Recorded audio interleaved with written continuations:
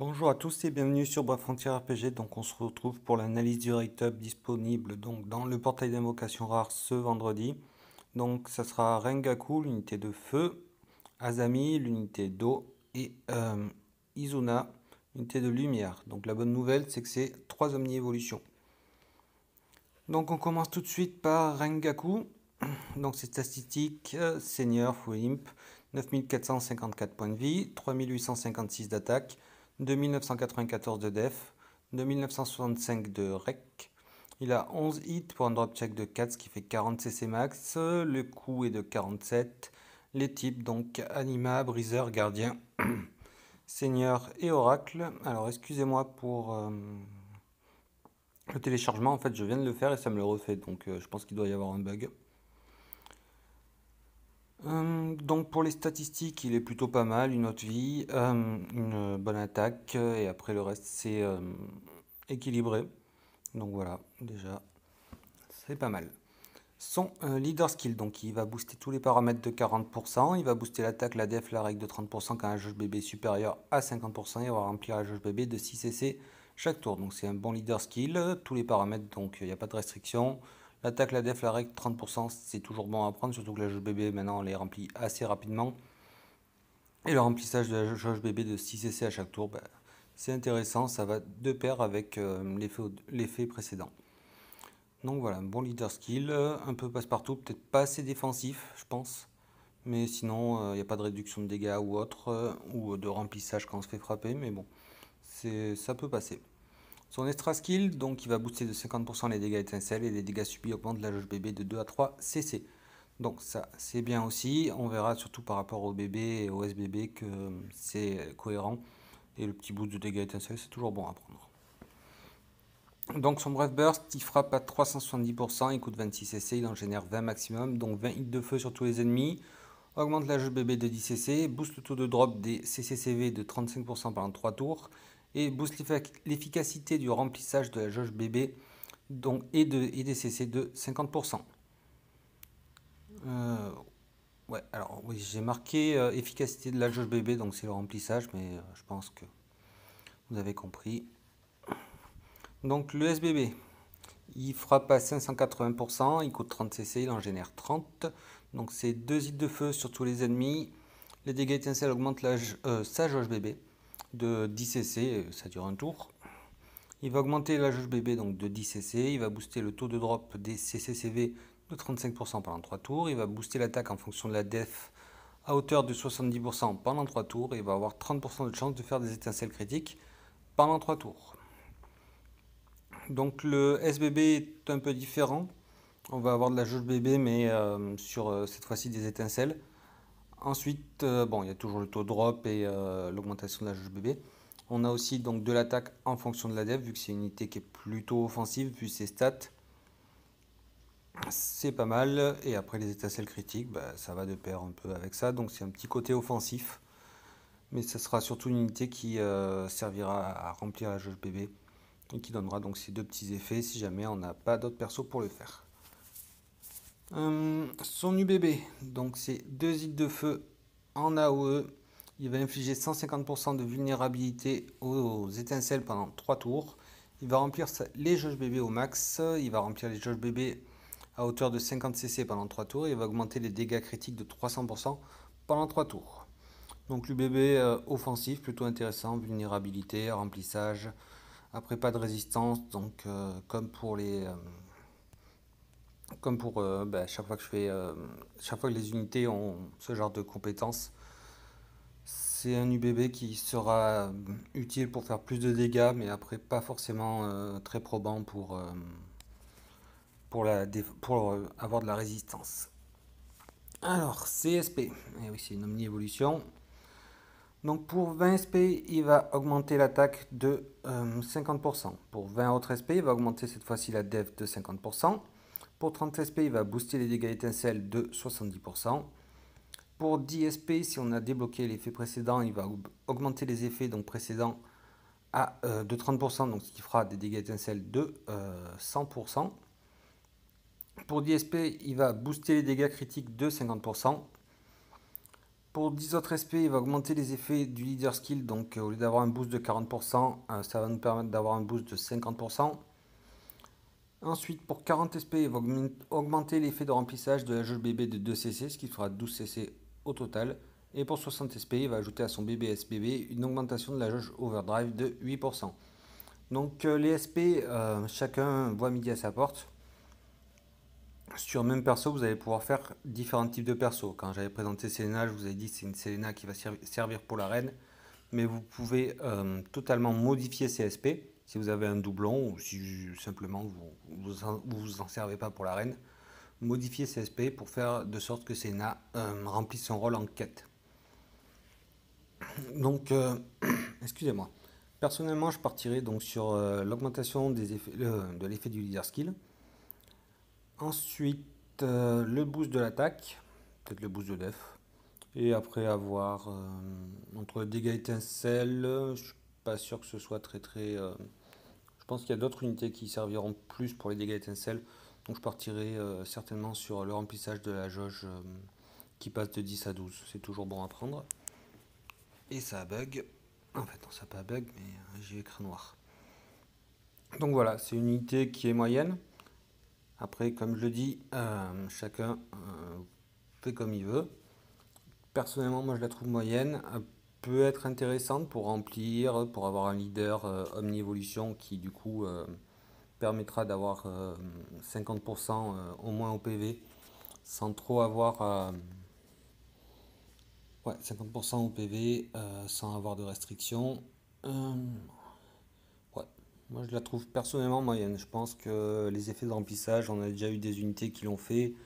Je pense à Félix et d'autres.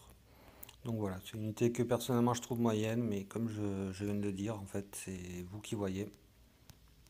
Je pense qu'on peut garder les gemmes, surtout qu'il y a Noël qui approche, et je pense que Gumi va nous sortir des unités, enfin, au moins des exclus qui seront bien cheatés, ou qui seront plus fortes que ça.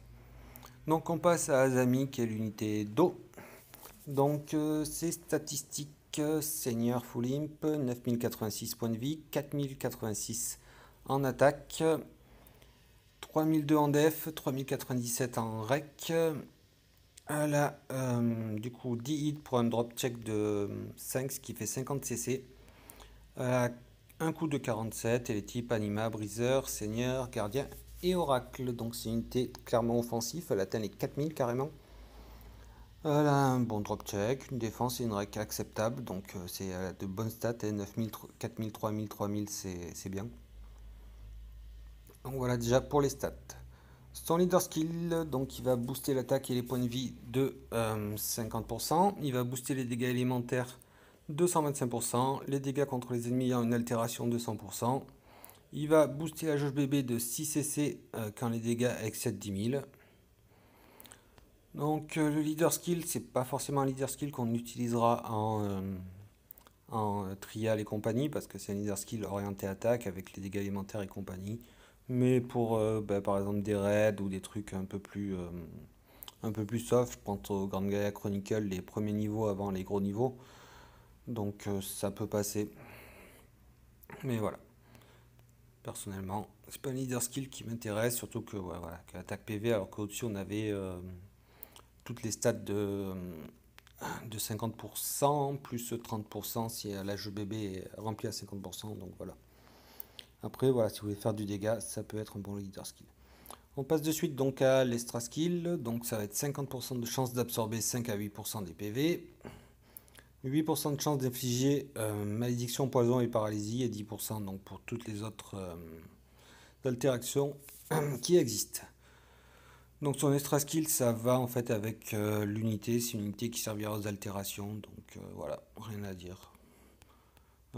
Juste pour les 50%, enfin c'est à nouveau que du pourcentage, je trouve ça dommage.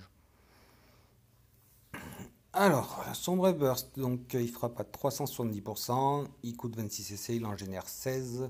16 hits d'eau sur tous les ennemis, boost de 160%, les dégâts contre les ennemis ayant une altération pendant 3 tours, ajoute la possibilité d'infliger une altération aux attaques, enfin lors des attaques pendant 3 tours.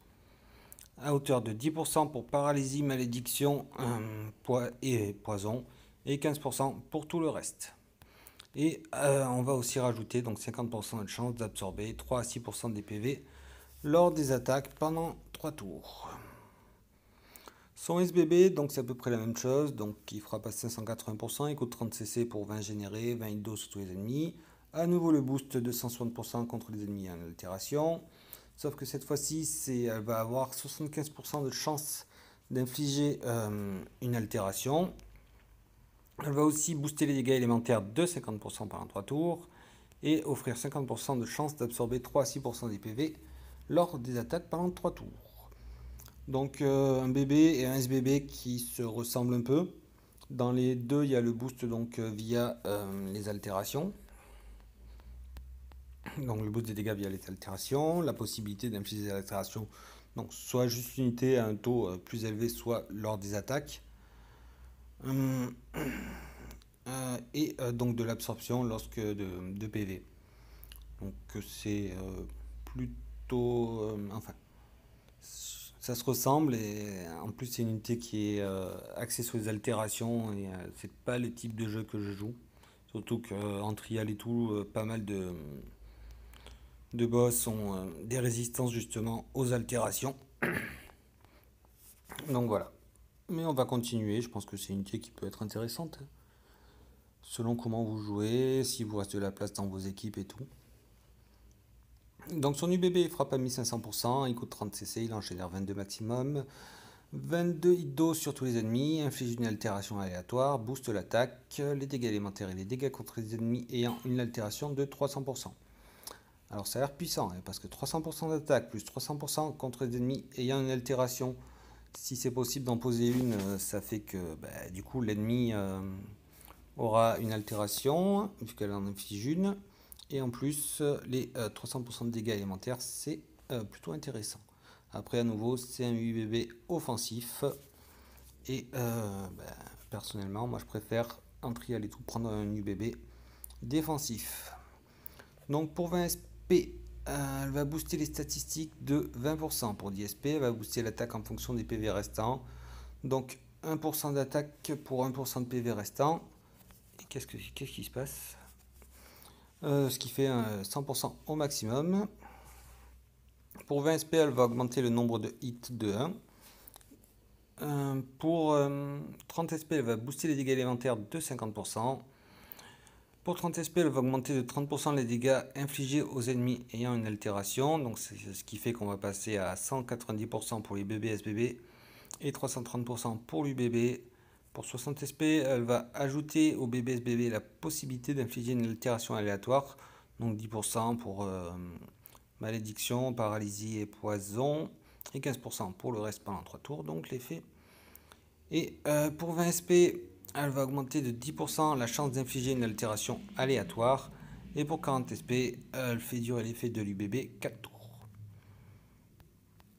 Donc pour ce qui est des SP, je partirai sur les stats. Ensuite, l'augmentation de 30% des dégâts infligés aux ennemis en altération. Et après du coup, après on n'a plus trop le choix. Je partirai pas sur les extra hits. Peut-être le boost de l'attaque. Et le boost des dégâts élémentaires, j'ai envie de vous dire. Donc voilà, mais comme je l'ai dit précédemment, c'est vous qui choisissez selon comment vous jouez, adaptez vos SP. Donc voilà. On passe donc à Izuna, l'unité de lumière. Donc ses statistiques, seigneur, full imp, et je viens de voir que je me suis foiré dans les calculs. Donc elle a...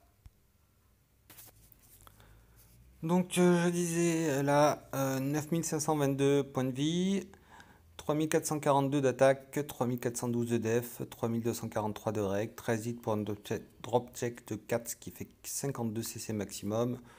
Un coup de 47, les types anima, briseur, gardien, seigneur et oracle. Donc les statistiques sont bonnes. Allez, au-dessus de 3000, 9000 en tout, un bon drop check. Donc voilà, rien à dire à ce sujet-là. Excusez-moi, la pub. Donc son leader skill, il va booster l'attaque et les points de vie de 50%, booster les dégâts étincelles de 100%, Elle va avoir 10% de chance d'infliger une vulnérabilité aux étincelles à hauteur de 20%. Donc, comme Azami, un leader skill qui est à nouveau offensif,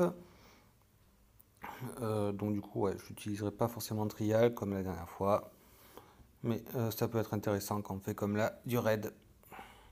Son extra skill, donc, ça va être 20% de chance de réduire les dégâts subis de 20% et 40% de chance de résister à 2 KO. Donc là, c'est que du pourcentage, c'est que de la chance. C'est un extra skill qui sera bien s'il s'active, mais à nouveau, moi je trouve pas intéressant. Son Brave Burst, donc, il frappe à 370%, il coûte 26 CC, il en génère 19.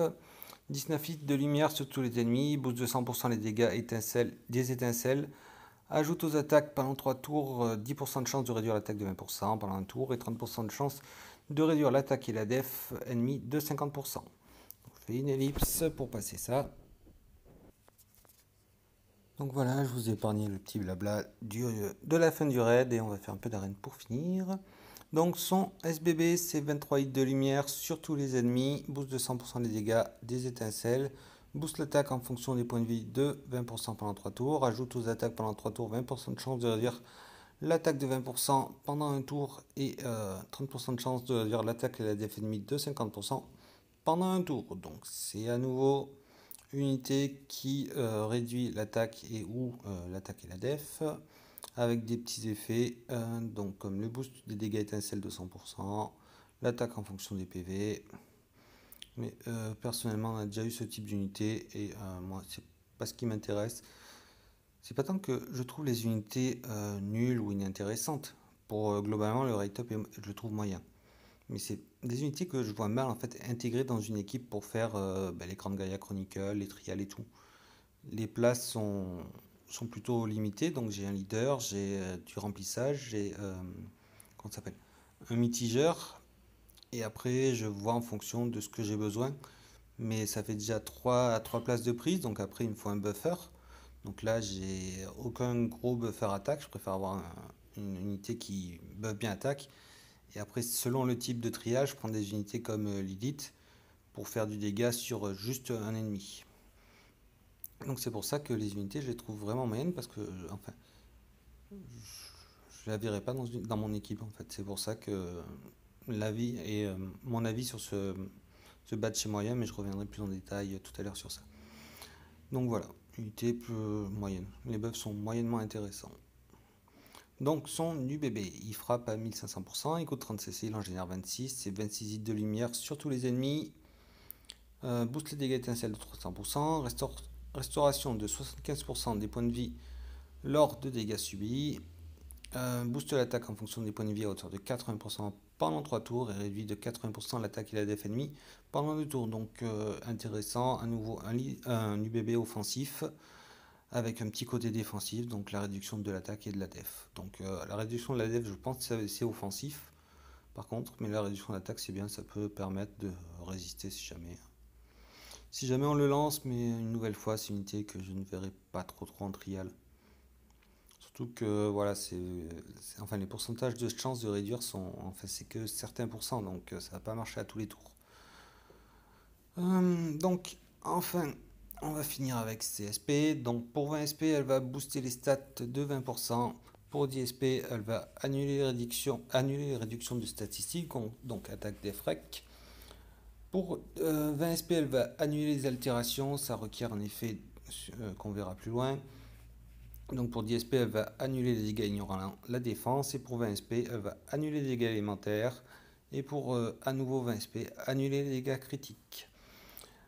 Pour 20 SP, elle va augmenter de 20% les dégâts des étincelles du leader skill. Pour 30 SP, donc elle va ajouter un effet de suppression des altérations au BBSBB. Donc c'est intéressant. Et donc c'est l'effet qui est nécessaire donc, pour annuler les altérations. Et pour 50 SP, elle va augmenter de 30% les dégâts étincelles de l'estra... attends, qu'est-ce que j'ai dit? Oui, 30, donc 50 SP, donc elle augmente de 30% les dégâts étincelles du BBSBB et UBB. Donc pour 20 SP, c'est les dégâts étincelles du leader skill.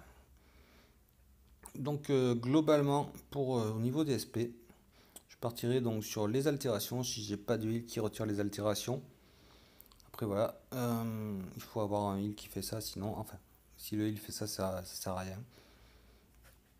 Les dégâts élémentaires, les dégâts critiques, ignorant la def, ça peut être intéressant, avec un petit boost de stats.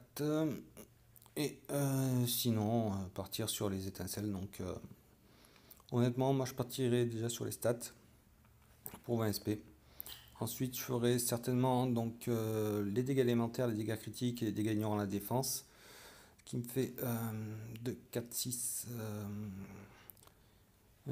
7. Je prendrai donc pour 10 SP l'annulation des réductions de stats et je prendrai la suppression parce que de toute façon, pour 30 SP, c'est tout ce qui reste.